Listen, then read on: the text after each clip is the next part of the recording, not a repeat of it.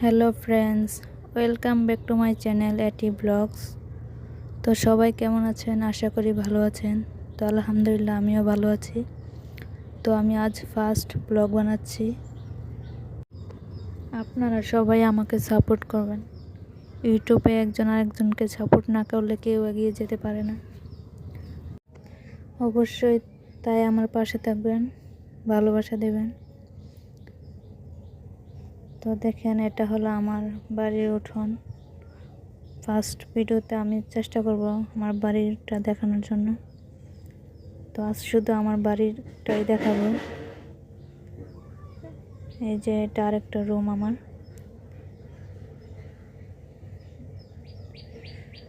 তো আমি প্রতিদিন আমার লাইফস্টাইল সব কিছু নিয়ে ভিডিও আপলোড দেব। তো আপনারা শেয়ার করবেন, কমেন্ট করবেন, লাইক করবেন। তো দেখতেই পাচ্ছেন আমার রুম। অনেক দিন ধরে ইচ্ছে ছিল যে ইউটিউবে ব্লগ বানাবো, তো হয়ে উঠছিল না, তাই আজ ফাইনালি ছোট একটা ব্লগ বানিয়ে ফেললাম আপনাদের দেখানোর জন্য। তো সব সময় আমার পাশে থাকবেন। এটা আমার রুমের ভিতরে বিসিং দেওয়া হয়েছে। এটা আমার ছোট্ট একটা কিচেন রুম, যেখানে আমার বেশিটুক সময় এখানেই কাটে। গ্রামের বাড়িতে তো লাকড়ি চুলায় পাক করা হয়, তো আমার লাকড়ি চুলাও আছে, তো আপনাদের পরে দেখাবো। দেখেন, এটা হলো আমার ছোট্ট একটা কিচেন রুম।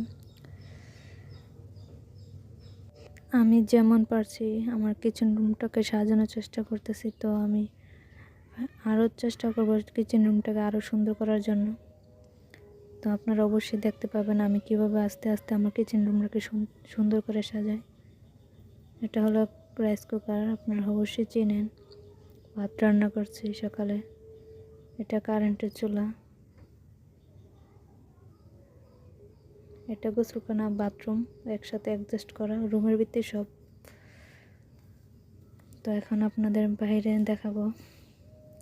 আপনাদের বলছি যে আমার লাকড়ি চুলা আছে, লাকড়ি চুলাতে বেশিরভাগ পাক করা হয়। সকালে আর রাত্রে কারেন্টের চুলা পাক করি, দুপুরে আমি বেশিরভাগই লাকড়ি চুলা পাক করি। তো এইটা হলো আমার লাকড়ি চুলা। এখনও ছোট্ট একটা কল দেওয়া হয়েছে যাতে কালির শব্দ হয় আর দিতে পারি আর। এটা হলো আমার বাড়ির ঘাটা, যেখানে দেখেন পানি আসছে। ওই জায়গার নদী, কিন্তু পানি এই জায়গা আসছে, বর্ষাকালের পানি। এটা আমার বাড়ির পিছনের সাইড।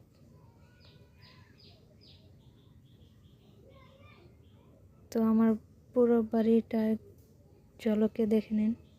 ওইটা আমাদের আরেকটা রুম।